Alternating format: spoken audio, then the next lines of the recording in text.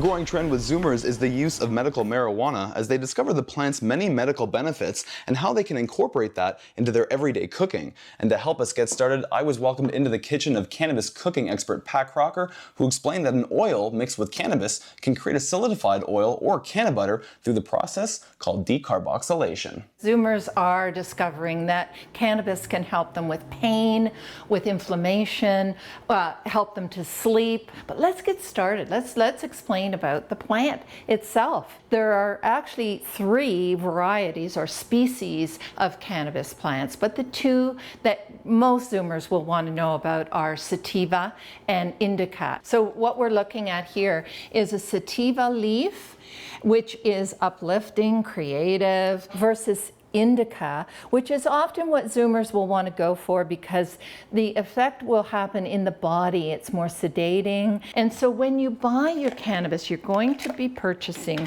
whole leaf, and it's going to be raw. And because they're THCA, which is the acid component in the cannabis itself, you're not going to feel any psychoactive effect, no matter how much THC is actually in this strain. So this particular type of cannabis has a total of under 1% THC and a little over 16% CBD. And what I'm going to show you today is how to decarboxylate, which only means how to burn off some of the acid that's in the raw cannabis and make the THC viable, also the CBD viable as well. So the way to do that is to put it into an oven, and we're going to set the temperature to 240 degrees and leave it there for an hour.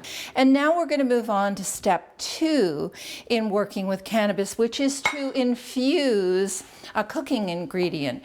So how do we know how much cooking oil or other cooking ingredient to use to infuse your particular strain?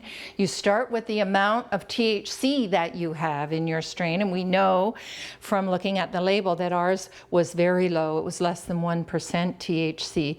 So if you look at my chart, if you always use a half an ounce of cannabis, then I would use 1.5 to 2 cups. And the reason I'm using coconut oil, I love it because it's vegan, but it's high in lipids, and cannabinoids infuse better into a high lipid fat.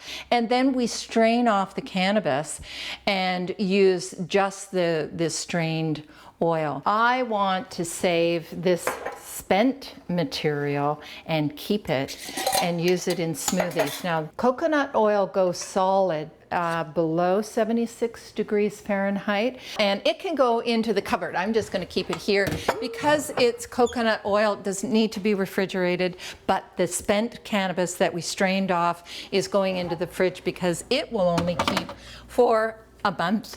And I'm excited to get into the kitchen and cook with you, Sean. And I am excited to cook with you as well. If you would like to learn more of the health benefits cannabis has to offer, be sure to watch our next episode right here on One TV.